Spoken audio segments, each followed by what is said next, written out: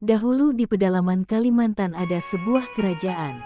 Rakyat kerajaan itu hidup dengan kemakmuran yang melimpah, tentram dan damai karena kerajaan itu diperintah oleh seorang raja yang adil dan bijaksana.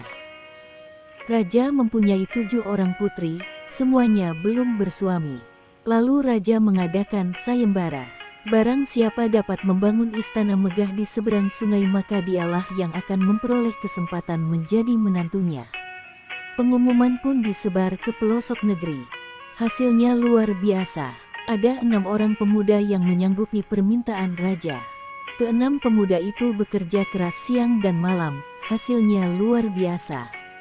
Dalam tempo yang tidak terlalu lama berdirilah sebuah istana yang megah di seberang sungai, lengkap dengan isinya dan tanah lapang yang mengelilinginya. Karena istana tersebut letaknya berada di seberang sungai, raja mengadakan sayembara kembali untuk dibuatkan jembatan agar orang yang hendak ke sana tidak usah naik perahu. Cukup berjalan kaki saja. Namun sungguh aneh hingga berhari-hari bahkan berminggu-minggu tidak ada seorang pun yang menyanggupi sayembara itu. Tiba-tiba entah dari mana datangnya seorang nenek tua dan seekor bayawak hadir di ruang persidangan. Hamba meminang putri Paduka untuk anak hamba. Apa? Benar Paduka, biarpun kami berasal dari keluarga miskin, kami sanggup mengikuti sayembara itu. Oh iya, tidak masalah. Sayembara ini terbuka untuk siapa saja. Kaya ataupun miskin, tampan ataupun jelek tidak masalah. Kami tidak memandang rupa. Benarkah Paduka tidak memandang rupa? Benar, ucapanku adalah jaminan. Pantang bagi raja menjilat ludah sendiri. Tetapi perlu kau ingat, bila anakmu gagal maka akan diberi hukuman pancung. Nah, anakku, kau sudah mendengar sendiri perkataan sang raja tadi. Tak disangka bayawak yang diajak bicara adalah tidak lain anaknya sendiri. Semua orang yang berada di ruang persidangan menjadi kaget. Tidak disangka jika anak yang dimaksud perempuan tua itu adalah seekor bayawak. Mereka semua mengira bahwa anaknya berada di rumah. Sepeninggal nenek tua, lalu raja memanggil 7 orang putrinya untuk diajak bermusyawarah. Masing-masing ditanya satu-satu. Siapa yang mau dipinang seekor bayawak? 6 putri menolak mentah-mentah dan tinggal 1 orang putri yang belum menjawab, yaitu putri bungsu sang raja. Kini sang ibu permaisuri menegaskan untuk bertanya kembali. Sang putri bungsu langsung menjawab.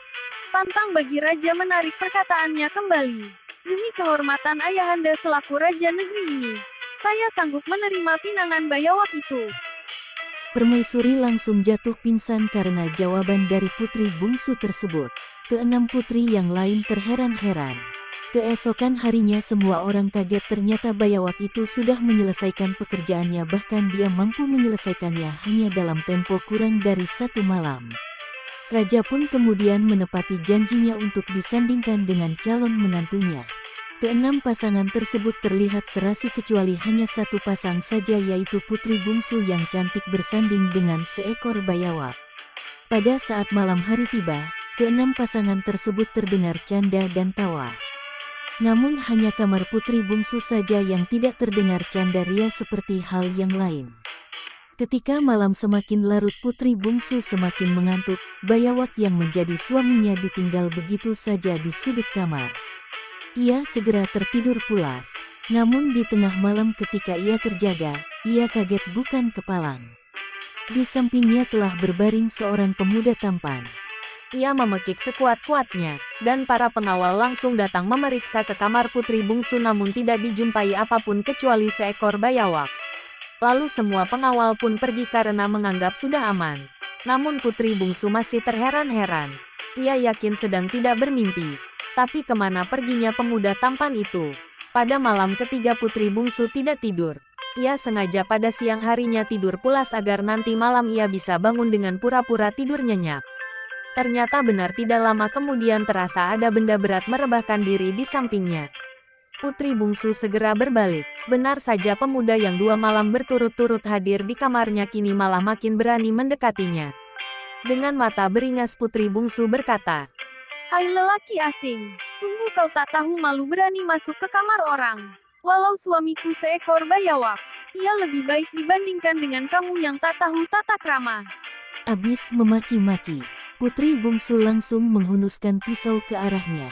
Tiba-tiba dengan mudah lelaki itu menangkisnya sehingga pisau itu terlempar ke lantai. Kini sang putri malah berada di dalam rangkulan ketat si pemuda tampan. Sabar istriku, sebenarnya aku adalah suamimu sendiri. Karena waktu itu ada beberapa hal akhirnya aku dikutuk oleh dewa sehingga menjadi seekor bayawak. Putri bungsu langsung mengangguk-ngangguk mendengar penuturan lelaki tampan itu. Ketika rangkulan dari pemuda itu dilepaskan, putri bungsu langsung melompat ke sudut kamar. Di sana ia menemukan kulit bayawak. Sarungan yang biasa dimasuki suaminya itu segera dibawa keluar istana lalu dibakar sampai hangus dan musnah. Lalu ia kembali ke kamarnya lagi.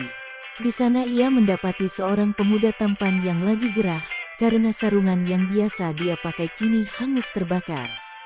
Selanjutnya ia pulih seperti sedia kala. Keajaiban itu membuat iri keenam saudaranya. Hampir bersamaan mereka menyuruh suaminya untuk berdagang yang jauh. Lalu mereka memelihara seekor bayawak liar di dalam kamarnya. Mereka berharap kejadian serupa yang dialami adiknya.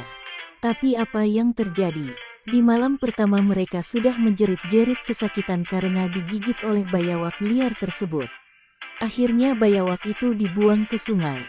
Esok harinya mereka bersama-sama menemui adik mereka tercinta yaitu putri bungsu.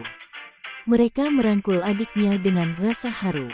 Mereka sadar bahwa adiknya itu bersuamikan bayawak bukan karena keinginan sendiri melainkan demi berbakti dan menjaga kehormatan ayah handanya. Niat tulus itu akhirnya membuahkan nasib yang baik dan membahagiakan putri bungsu. Terima kasih sudah menonton video dongeng bergambar ini dan sampai jumpa kembali di video-video dongeng bergambar berikutnya. Semoga terhibur dan silahkan komen, like, share dan subscribe. Terima kasih.